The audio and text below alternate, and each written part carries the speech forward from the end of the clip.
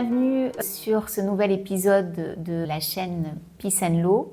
Aujourd'hui, le thème choisi, c'est l'eau, la protection de la ressource aquatique, la protection des océans et l'impact de l'industrie textile sur cette ressource essentielle à la vie. L'océan, thème d'actualité puisque 2025 est placé par l'Organisation des Nations Unies comme une année majeure pour la protection des glaciers.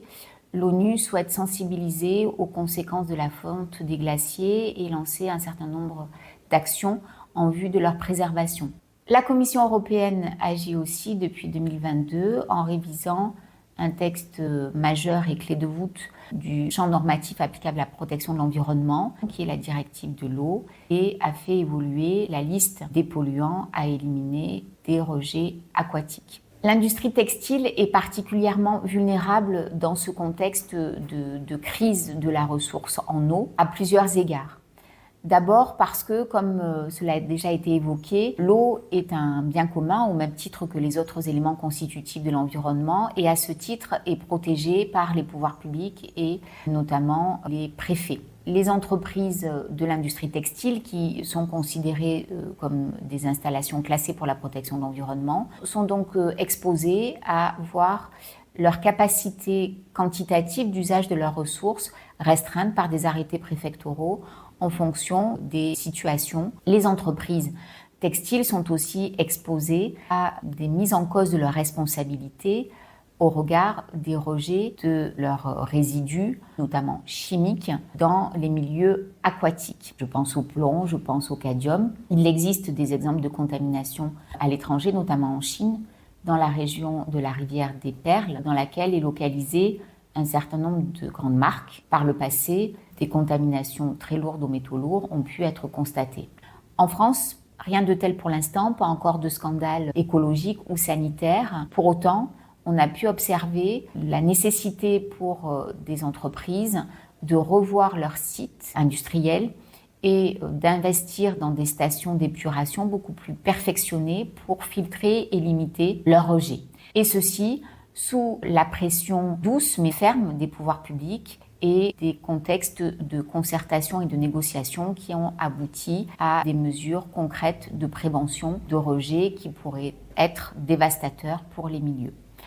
Un autre exemple de ce qui était évoqué précédemment sur la nécessité pour préserver l'environnement de mettre en place des solutions alternatives, parfois au recours en justice, au travers de mesures de concertation et pourquoi pas de médiation. L'industrie textile est sous contrainte, elle est soumise à un certain nombre de textes, un véritable millefeuille législatif et réglementaire puisque de la composition, du sourcing, à la communication sur l'origine des textiles, à la possibilité de les recycler, le nombre d'obligations qui pèsent sur elles ne fait qu'augmenter. Il est intéressant d'observer que si ces contraintes sont en lien effectivement avec la protection de l'environnement, elles sont aussi en lien avec la préservation des droits humains. Le scandale de l'effondrement du Rana Plaza a marqué un tournant majeur et a fait bouger, voire a bousculé les textes de manière significative. Il aura fallu plus de 1000 morts et 2000 blessés suite à l'effondrement de cet immeuble au Bangladesh qui abritait une foultitude de petits ateliers, de petites mains de l'industrie européenne avec l'ensemble des grandes marques qui étaient impactées pour que la France puis l'Europe se saisissent de cette problématique de l'externalisation à outrance de la production de cette fast fashion. Il s'en est suivi l'adoption de la loi sur le devoir de vigilance en France, reprise par un texte européen qui impose désormais aux entreprises implantées en France et en Europe de mettre en place, dans le cadre de plans de vigilance, des mesures de suivi et de contrôle du respect des droits humains par leurs filiales à l'étranger ou leurs sous-traitants dans des pays où la législation est moins disante, moins protectrice des droits fondamentaux des salariés. Donc il en est possiblement fini de ce forum shopping et de cette recherche d'États moins protecteurs. Et le risque est désormais avéré pour ces entreprises de voir leurs pratiques en matière de sécurité et santé au travail remises en question devant des juridictions européennes avec des sanctions significatives à la clé. Donc l'industrie textile apparaît comme une industrie emblématique à suivre, qui fait bouger la législation